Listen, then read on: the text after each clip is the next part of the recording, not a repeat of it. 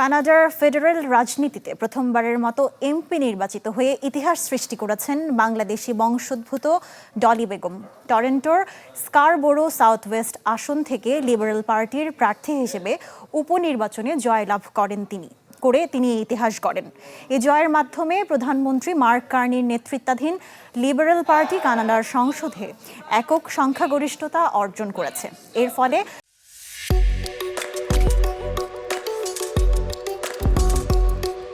তার সরকারের আইন পাশ অত্যন্ত সহজ হবে এবং নীতি নির্ধারণে আরও বেশি নিয়ন্ত্রণ থাকবে।